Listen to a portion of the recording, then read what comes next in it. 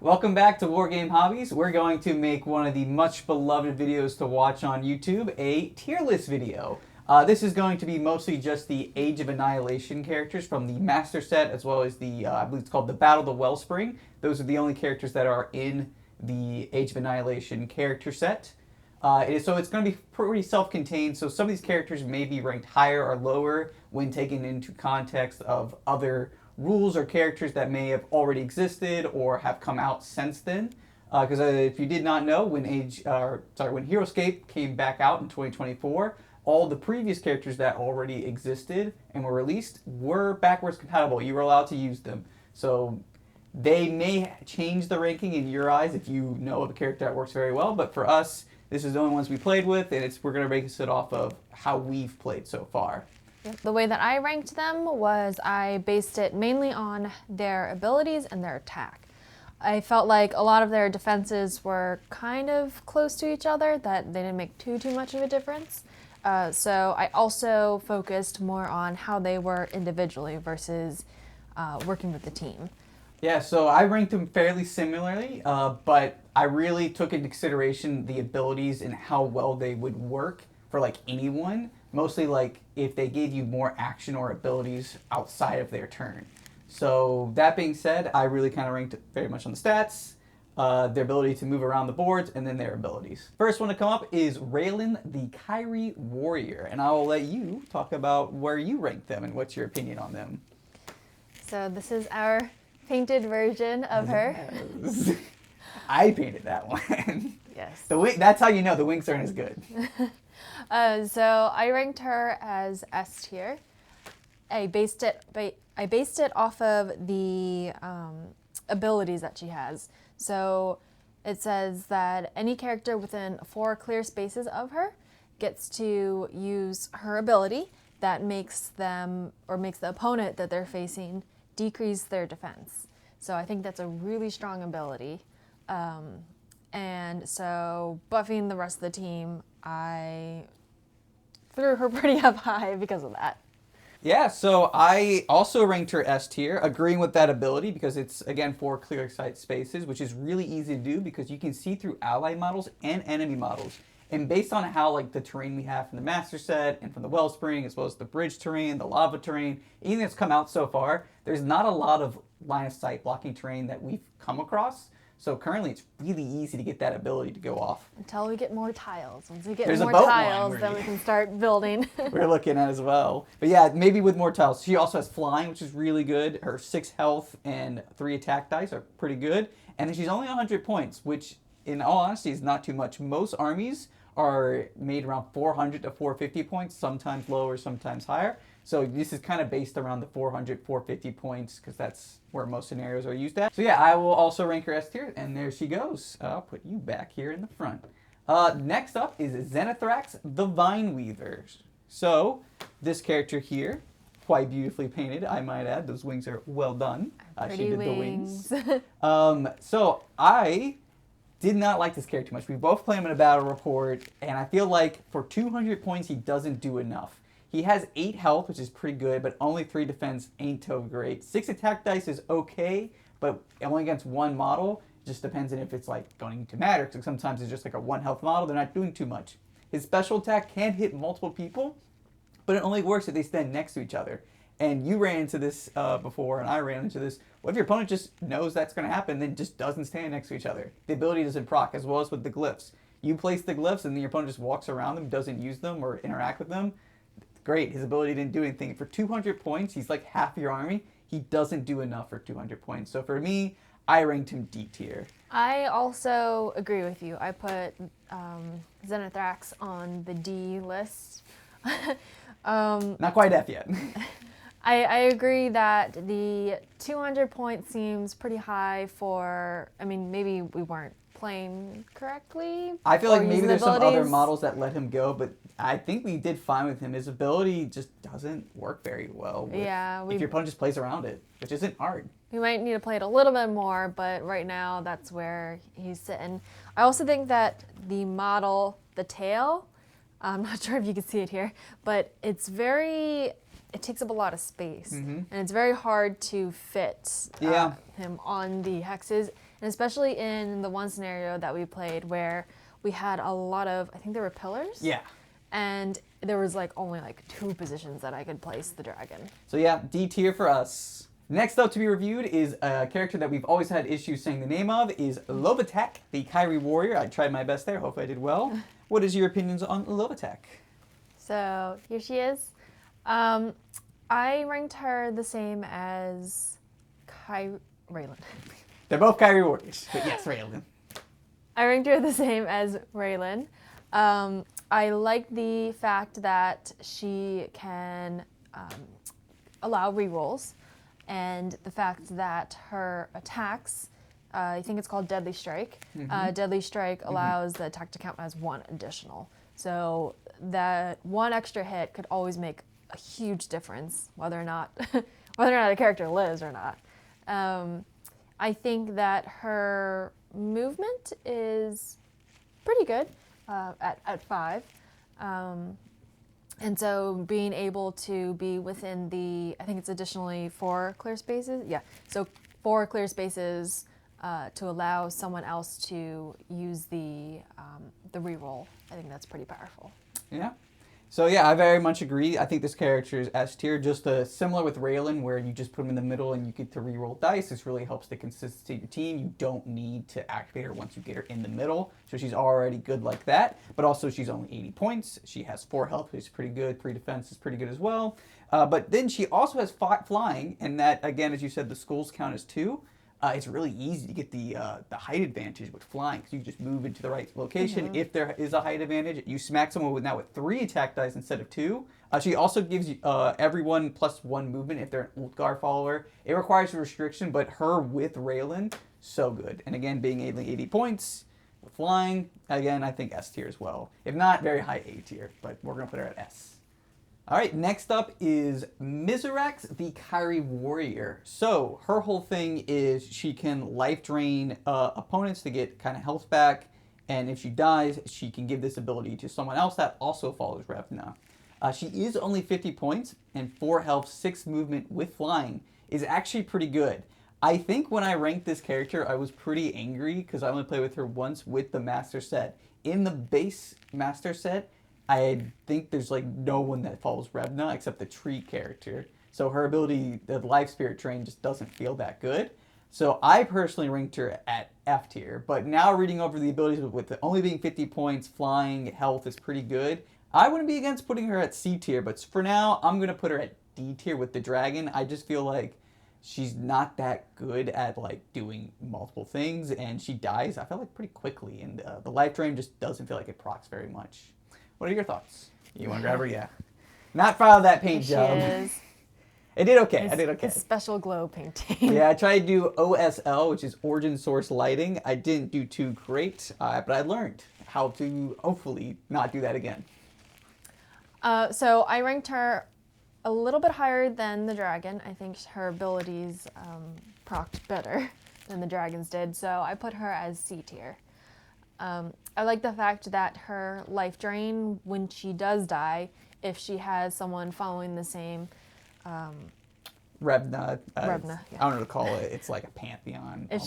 Culture. If she has someone following Revna, that she can kind of transfer that life drain over. I think that's kind of cool. They're a good person to put in if you just like, I have 50 points, what do I do with it? And most of these characters will tend to be higher than that. So I could agree with C points. I'd C tier. I would probably put it like at the bottom, like C tier, but they'll go for C for now. All right, next up is the dwarf who loves the brawl, Dorum the Bulkhead. So what do you think of, oh yeah, I'm proud of that paint job. So what do you think of Dorum the Bulkhead? I put him as the same tier level as Mizrax. I put him under C, probably a little low C. I think that his ability to do rerolls, but he can only reroll 1 dice that wasn't a skull, so it's good, but it's not as good as being able to do all the rerolls. And then his attack, I think, is pretty high, attack of 4 and a defensive 3. Seems like he disagrees with me.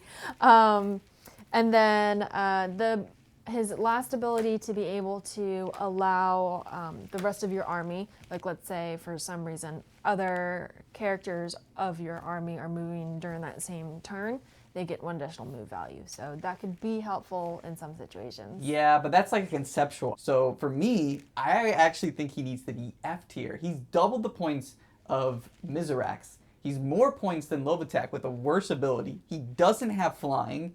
He has only 1 more health than Mizrax. His attack value is a little better, but again, with flying, it's easier to get that height advantage. Charge just seems useless. So below the dragon. So we agree on D tier? I agree, D. I would say bottom D tier, because I just feel like he doesn't do much. And with 5 movement without flying, isn't that great? All right, next up is the spinning blade killer himself, Rakchak, the Steward of Death. Do you want to show off his unpainted model? We call him the tree guy. So my opinion on this person is he has some really good abilities if you build your team around it. The big one is he can make a medium or small beast you control take a turn before he goes. I think this is always good. This gives you more action economy to have more characters go. Agreed. Instead of only having 3 activations, you kind of get 4. And if you have multiple, if all 3 of your characters do it, you kind of get 6, while your opponent can maybe only have 3. He has this spinning blade attack that basically anytime someone dies close to him, he gets to add more dice and do a big old spin. But this only affects adjacent characters, so it's not so great. And without flying, it's hard to get there. He has okay movement, not that great attack. Okay defense dice and 5 health. I will personally rank him. I originally had him C tier, but I think with the command familiar, which we just never pulled them off. You're the one that played it with him so far. But I'm reading this ability now. The fact that you get to have a smaller medium creature go is actually really good. I would actually rank him kind of B tier, maybe low B tier, mid B tier. Your thoughts? So I think my opinion is a little bit based off of the scenario that we were playing. I think he worked real well in that scenario. In that scenario, there was basically a center pillar island, and we all had to kind of go towards the center, and at the end of the game, whoever had the most characters on there won. Yeah. And so his ability of being able to attack, you roll the attack dice once, and your attack affects everybody who's adjacent. I think that worked out real well for me. I think you bring him too high up into A. I think he should remain at B tier. I'm okay with agreeing with bottom of A tier, like barely makes it an A tier. I'm okay with also top B tier. We're gonna say island, and I'm gonna put him at. She gets the final say. Bottom of A tier he goes. Yeah, I mean, his ability to let someone else go and the spinning one can be good, but again, it's the spinning ability kind of stinks. There's only 2 dice until your teammates die. And then you're only rewarded by losing the game. I really like the ability where you get to have another character go first. It just that extra attack, assuming you're using them for attack, right, could make the world of difference. It's one of the best abilities in the game. Going into the next character, it's going to be a blast from the past from our first battle report, Admiral EJ1M. He's the 4-armed robot admiral who can hit multiple targets with his special attack. So I placed him on B tier. I think that he has a really strong defense. He has a defense of 6 and an attack of 4. So he's kind of pretty hard to take down. And then I like the fact that he has this Admiral's Order, which means that after the initiative roll-off, you're allowed to reorder your order markers. And I think that can be very beneficial in some cases. So like, let's say I didn't win the roll-off, and I'm like, oh, I guess I am not attacking with this guy first, and I wanted to swap who went first. You expect someone to die, so you're just like, let's not do them. Right, so I think that little bit of an edge to be able to decide, okay, now that I know they're probably going to attack with this character, I want to swap around if I know they're going to die. I don't want to lose my turn. Yeah, so I originally had him at B tier, but after our first battle report, someone pointed out that we actually used his special abilities incorrectly. I had it as 2+ for every pirate that was adjacent to the enemy. It's actually 2+ to a max of 1 if there is a pirate or captain engaged with the enemy. So going from like potentially like a 5 attack die into 4 enemies to just being at most 3 attack die into 4 enemies doesn't feel that strong to me. I actually kind of want to bring him to C tier, maybe even D tier. I think we should agree on C tier for him. Okay. C tier for Admiral EJ1M. I kind of put him pretty low for the amount of cost that he does. His abilities aren't very consistent, and yeah, the fact that you can only get 3 attack dice into an enemy, that's not too hard to block. All right, next up is one of your favorite models, or at least one of your favorite squads to play, the Bears, and we're going to start with Knight Irene, who is the unpainted one right up here. Yes, we'll show off beautiful Knight Irene here. So their ability is they can get extra movement, add 3 to their movement, so they go from 4 to 7, but they are weaker on their attack.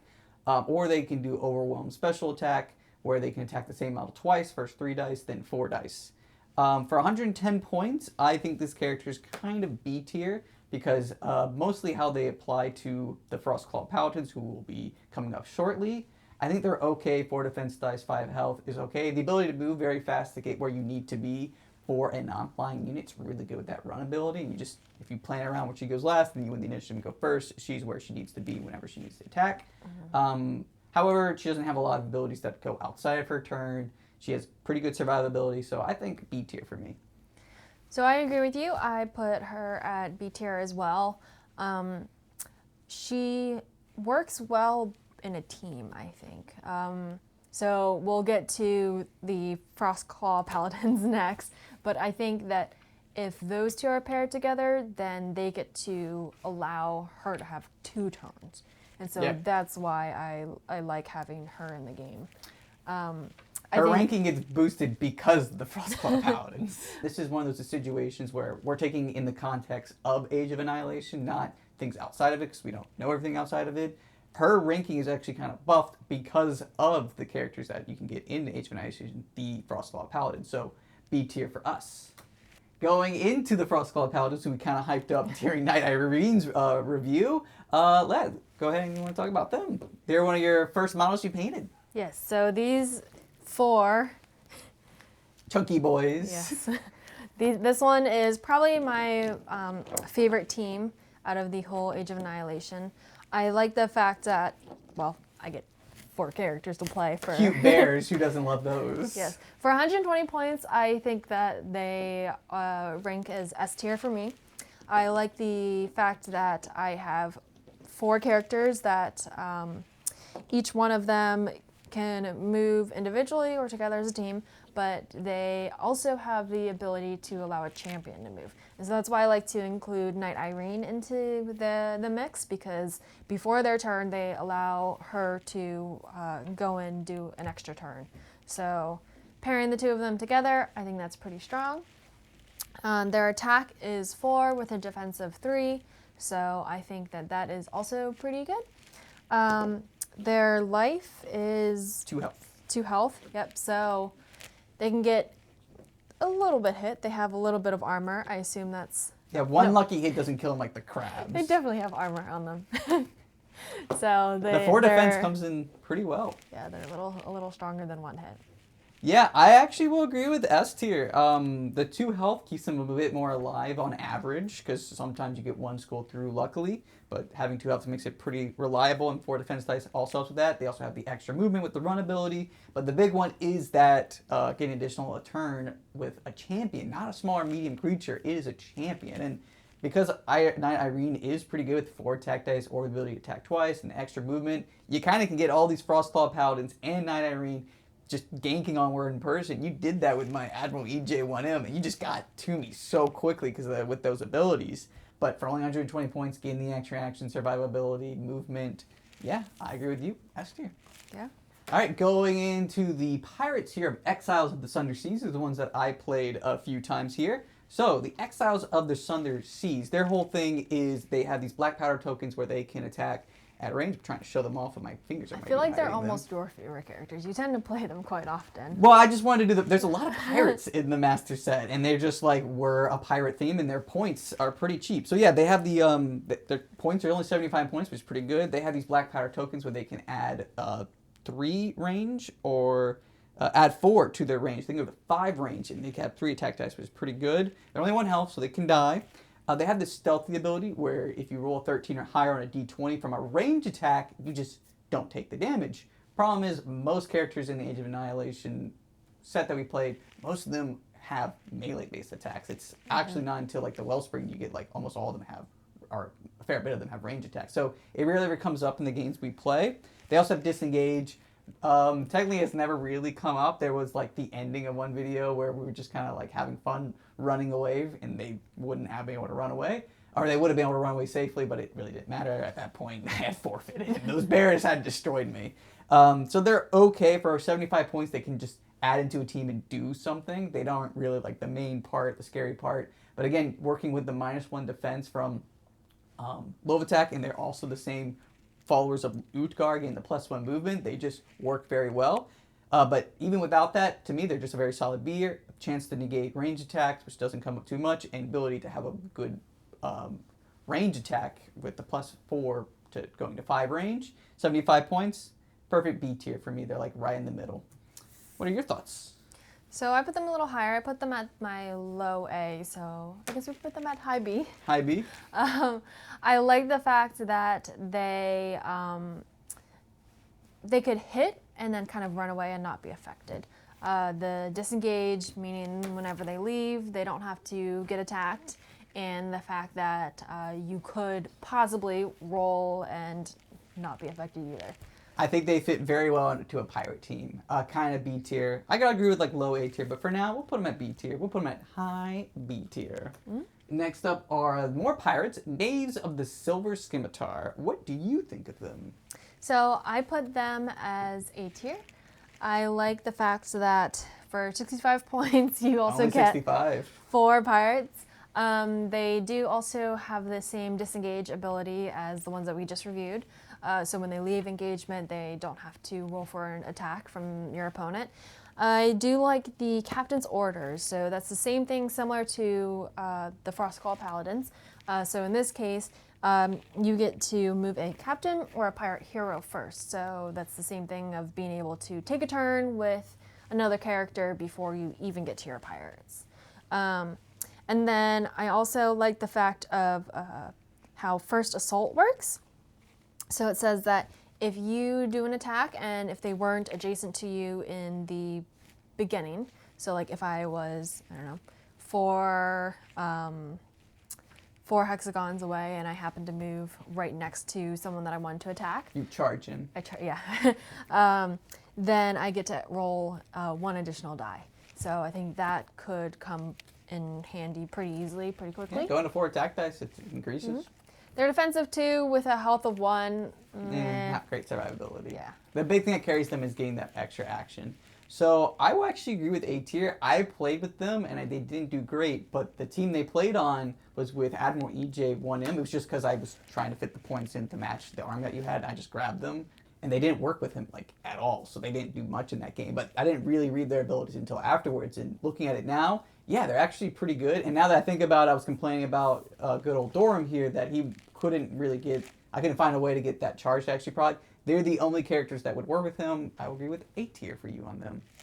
Next up is the Queen of the Tides herself, Eshua, Master of the Tides. So she is pretty solid, 115 points. She has the ability to make a smaller medium creature go before her turn. She has a solid range attack and an okay melee attack.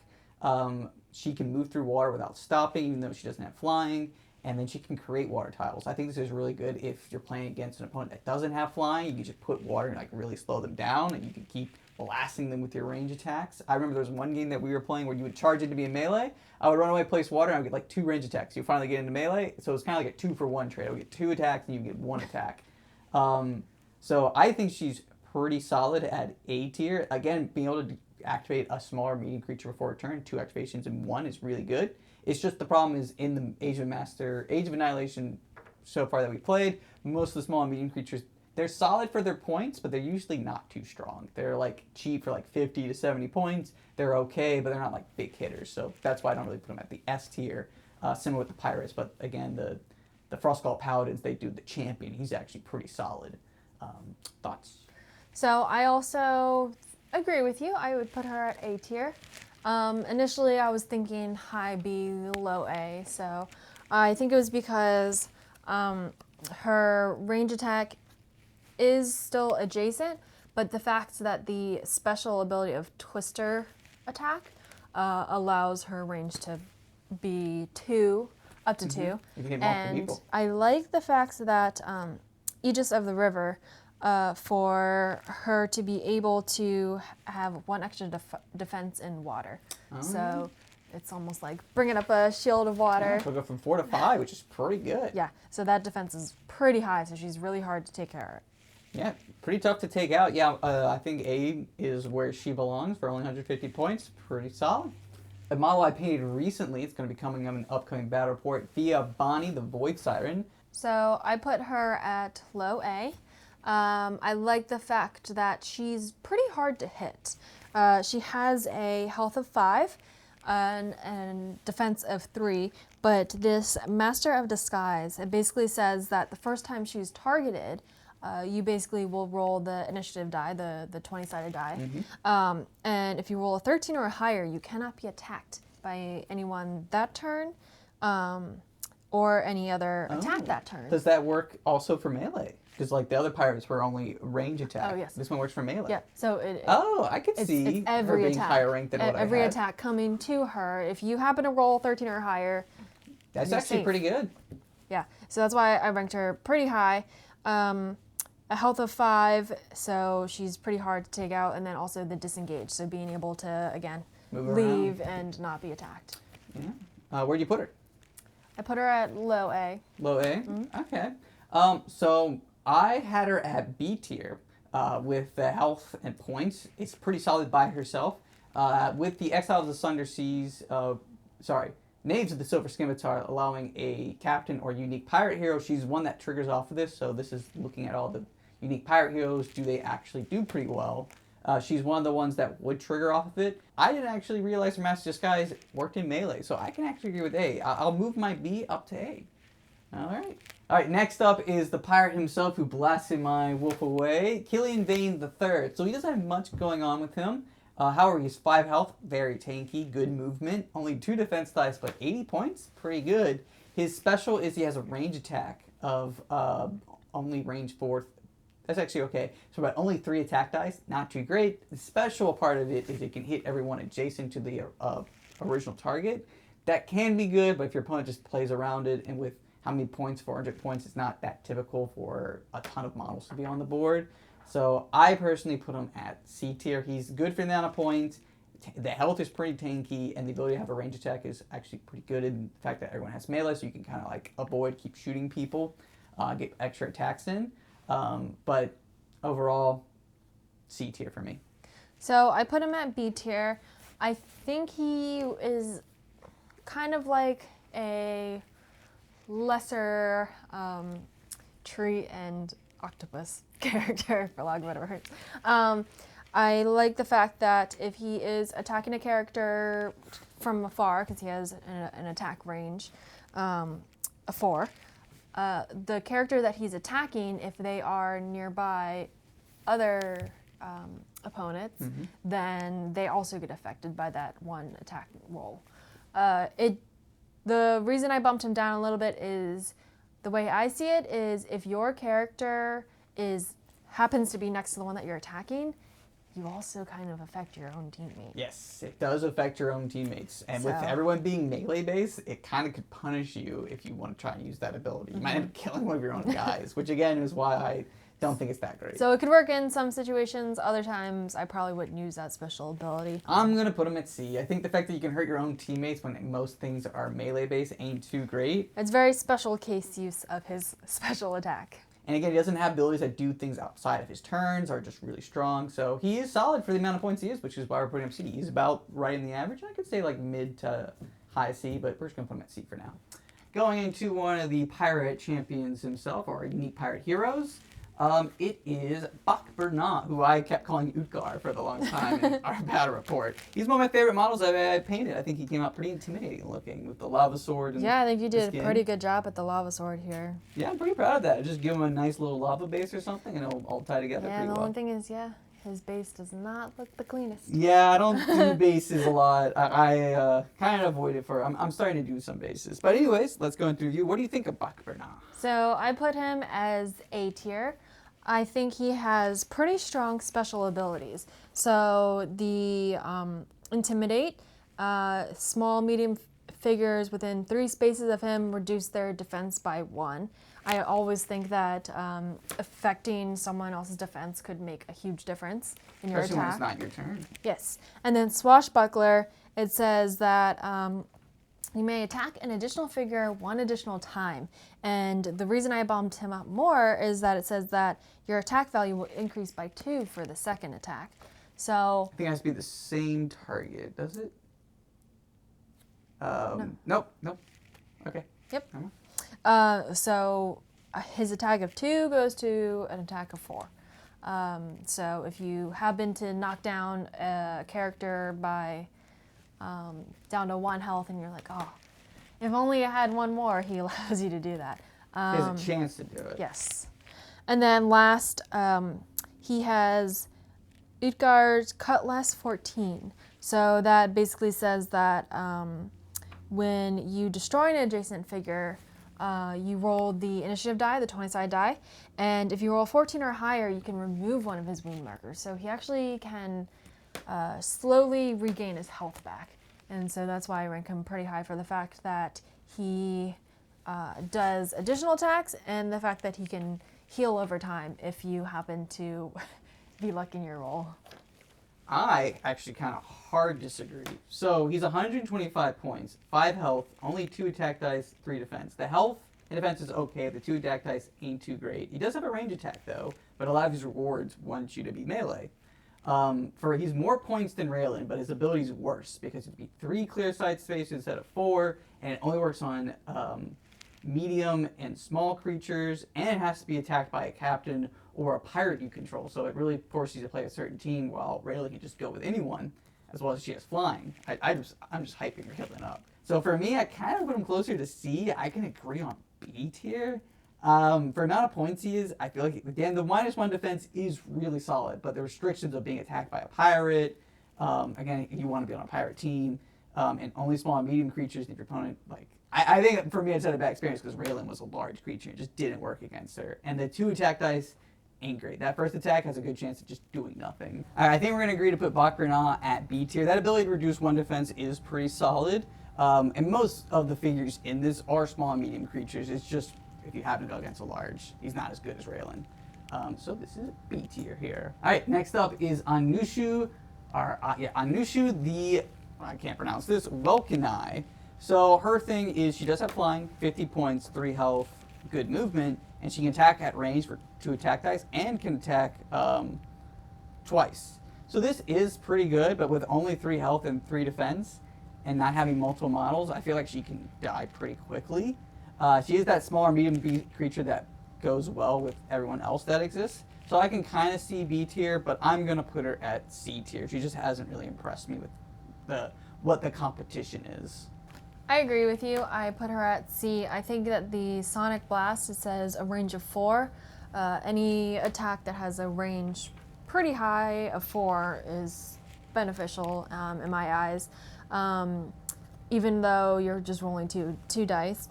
But it says you may attack 1 additional time with Sonic Blast, so you get 2 turns to attack. So that's why I put her kind of at C. High movement and flying, that's pretty good, but in comparison to the other characters, I agree with you. 2 attack dice isn't that scary, and it's important to note that special attacks do not gain the benefit from height advantage. You do get defense advantage if you're the receiving of a special attack, but it does not go to 3 attack dice if you're high up. So yeah, I think we put them down at C tier. Last from the Age of Annihilation set is Hida the Spring Runner. And this one is along with the Octopus Lady, we actually painted at Gen Con with the paints that were provided to us. I feel like a bit chalky, the paint, so we didn't quite get what we wanted, but I'm actually kind of proud of the winter style we went for him. Yeah, we ended up painting our other one that came with our master set. We don't have it here, but we have pretty. One of them's yellow. One of them's red. One of them's red. So it looks like the Pokemon legendary Zapdos, Articunos, and Infernos, where the fire one is. So that was the kind of vibe I was going with. Sadly, they're unique, so you cannot have multiple of them. So I can't have them in the same game. But maybe they'll be like the creators of a plot. But anyways, let's get into the review. What do you think of Kita the Spring Runner that's painted like they belong in winter? So I put Kita in C. I think the ability to be able to run through or pass through figures won't stop her movement, as well as pretty good defense of figure has to be within 2 hex spaces in order to attack Kita. So that is kind of a little bit like quick run and in the right scenario and dodge abilities. But other than that, health of 2, attack of 2, not that strong. Yeah. So I'm going to agree with you on C tier. A lot of the abilities feel kind of meh to me. The 2 health ain't that great. 4 defense can be good, but I find defense dice to be unreliable to actually block for me. 2 attack dice just means she's not killing much. Her, opponent's going to attack at range 2 isn't too hard to get in range 2, even with a range attack, and most characters in this game are melee focused, so they're already trying to get into melee with you. Moving through the enemies can be good in the right scenario, but most of the time the scenario is just kill each other, so not really coming up that much. 30 points is nice to just fit into your team, but they're not a big hitter. What are they doing? I think they could work in the right team in the right scenario, but overall, C tier for me. All right, and then we got one final guest star. When we bought this at PAX Unplugged, we got this as kind of a bonus for spending enough money at the Heroscape booth, and when you bought that set, that is going to be enough money. Sergeant Drake Alexander. So he's kind of like the reboot of another character. Too. Pre-painted for us. And he is like the ideal of just a solid unit by himself. He's A tier to me. The only reason he's not A tier is because his abilities don't activate outside his turn. S tier. Oh, yeah. So the only reason he's not S tier is because his abilities don't activate outside of his turn. But for 6 health, 6 attack dice, 3 defense, and only 135 points, he has a good chance to survive, and he can hit strong. And he also has flying and 5 movement. He also has Thor and speed, which means you can't attack him with a normal attack unless you're adjacent. And that just helps with any ranged units. There's not that many in the Age of Annihilation, as we pointed out a few times here. But he also has this grapple 8, which means you can target someone and pull them towards you. Pretty reliable. You just need an 8 or higher. It means you have over 50% chance of it happening. It doesn't have to be on like the same level, so you can't get like that height advantage. But it is just like good to get someone next to him because he is a melee character. So to me, he's just a solid by himself character, A tier. I agree with you. I put him at A tier as well. I like the fact that you can cause your opponent to move to positions that you don't want to. So he can team up pretty well with others. Like let's say you want to pull him into lava or pull him into water, or pull your opponent into lava and water, and then have that affect them. So you can use the terrain to your ability with his special ability. And I think an attack of 6 is pretty strong. Really scary. Against the right person, obviously 1 health, so you can't do much to clear if your opponent has like a swarm of 1 health enemies, but almost anyone can kill a 1 health person. And here he's on a jetpack and That was cool. So I can see why he has the Thorn speed, that you have to be adjacent to him to attack him. He just kind of dodge, fly up and disappear out of your view. But yeah, that's everyone. We're gonna put them at A tier. So that's everyone reviewed. Thank you so much for watching. Let us know if you have any thoughts or opinions where you think someone else should be, as well as if there's other characters that would have really changed. A big one being like how to get Thor and the Bulkhead to work, as well as Mizrax the Kyrie Warrior. I feel like she doesn't work with anyone in the Age of Annihilation set, so I wonder if she was designed for someone that already existed or has come out since then.